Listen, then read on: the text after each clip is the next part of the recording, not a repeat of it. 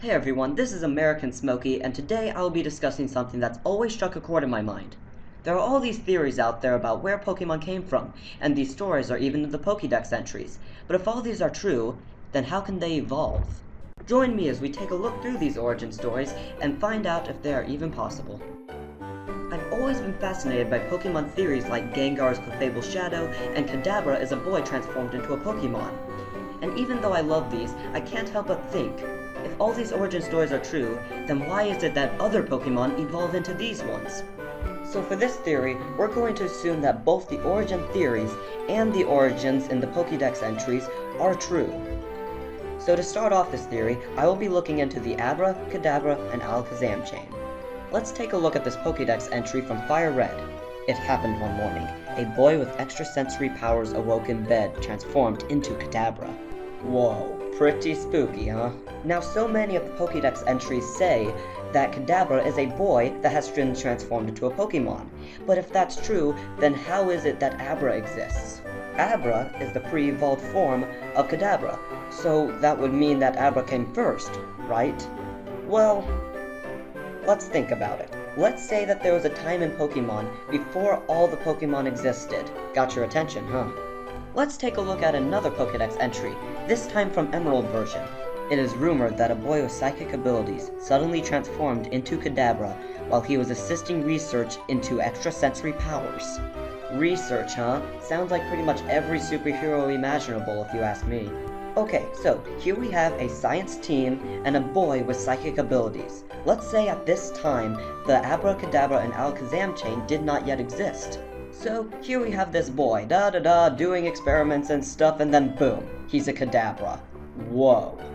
So here we have it. That is where Kadabra came from.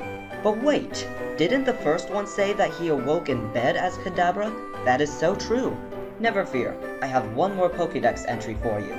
Using psychic powers, it has woken boys from bed and transformed them into Kadabra. So what does this mean, you may ask? Well, what it means is that however Kadabra came first, it retained the abilities to turn other people into Kadabra. Okay, so we have where Kadabra came from down, but what does that mean about Abra and Alakazam? Well, I put a lot of thought into it, and I believe I've come up with a theory that is pretty solid. So, here we have Kadabra. Doesn't have to be any specific Kadabra, just anyone that has the powers to turn others into Kadabra. So it's going around, and it finds a nice little boy to transform. And it does its thing. But something goes wrong. People are not supposed to be Pokemon. That is why we are separate. So, this boy's body, or whatever, couldn't handle the transformation, and instead became an Abra, a small, deformed Kadabra that can't even open its eyes.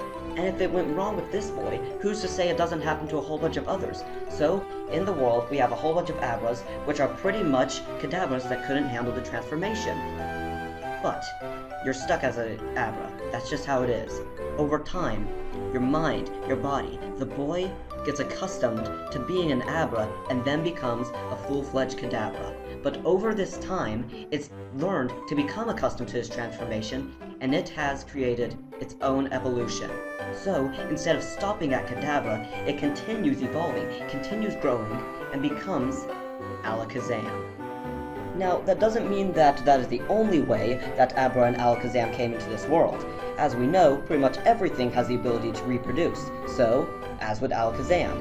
But, since Alakazam started as an Abra, its offspring would also start as an Abra, and the process would start all over. So there you have it. This is where we get Kadabra, Abra, and Alakazam. Now we move on to something a bit more confusing, the Gastly chain. Now, Gengar and Clefable, that's a bit later. Now, the reason this one's going to be a bit more confusing is because not all of it is going to be taken from Pokédex entries like the Abra one. Most of this is actually going to come from other Pokemon theories. So, I have theorized that the Gastly chain originated with Gengar. Gengar was the first one to come in the chain. And why do I think this? Well, let's see. Gengar is a ghost, made up of shadow or gas or whatever he's made up of. It doesn't make sense that he'd really be able to reproduce. So, this means that there are two possible ways that Gastly comes into being. One, Gastly is reproduced from Gengar in some other method. Or 2, Gastly, the Gastly chain, does not have a cycle, and instead, Gastly is formed on its own. So let's discuss each of these. Starting with Theory 2. How would this happen? Well, there is one way that could happen that seems rather plausible. Pollution. The Pokédex literally says that Gastly is made up of gas, so the air is polluted, and all that collects and forms Gastly, and then Gastly somehow becomes a shadow or specter. Yeah, that doesn't really make sense. But anyhow, that's one theory. Let's talk about the other one. For this, we're going to have to take a look at Gengar himself. So nothing really seems to help us here, but let's think about it.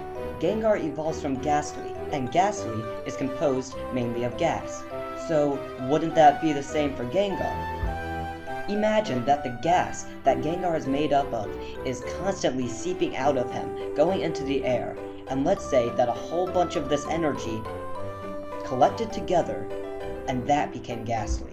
So here we have it. Those are my two theories for how the Gastly chain works. But now, here's what I'm pretty sure you've all been expecting. The Gengar is Clefable's shadow theory. Now for this, I'm going to have to figure out how is it that Clefable's shadow becomes Gengar. Well, we know that not every Clefable shadow has to become Gengar, so how exactly does it happen? Well, what do we know about Clefable? Clefable, as well as Clefairy, are from the moon. Stuff must be different on the moon. So, Clefable and Clefairy may have something in them that makes them so fairy-like. And what's something we don't associate with fairies? Hatred. But here on Earth, hatred is everywhere. It surrounds us. Just everyone's angry, angry, angry. So Clefable, with its mystical power, started feeling hatred. It had these deep, deep, angry feelings. And then, that caused its shadow to mutate and become something dark, which is where we get Gengar.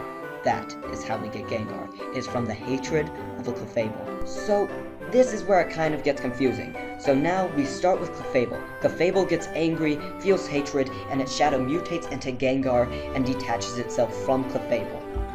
So now we have a Gengar out there, and what's it doing? It's seeping its energy, it's seeping its gas. Now, that gas collects and forms into Gastly. Gastly then evolves into Haunter. And how does Haunter evolve into Gengar? Through trade, of course. So I did my own research on why Pokemon evolve from trade, and most of the theories I find out there say the same thing.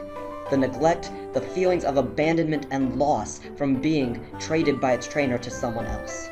And if you've been traded by your trainer who you believed loved you, what might you feel? Hatred. That is what it all comes down to. What caused Clefable's shadow to mutate into Gengar was hatred. So, when the cycle starts over, for Haunter to become a Gengar, it also needs to feel those feelings of hatred. And that is how we get Gengar, and that is why Haunter evolves from trade. But if you'll remember, I had another theory of how Gastly came into being, through dark energy collecting and all that. So, have I really answered the question of which came first? Well, I don't believe it's really up to me to decide that. You, the viewers, should decide which theory you think is better, which sounds more believable. It's all up to you.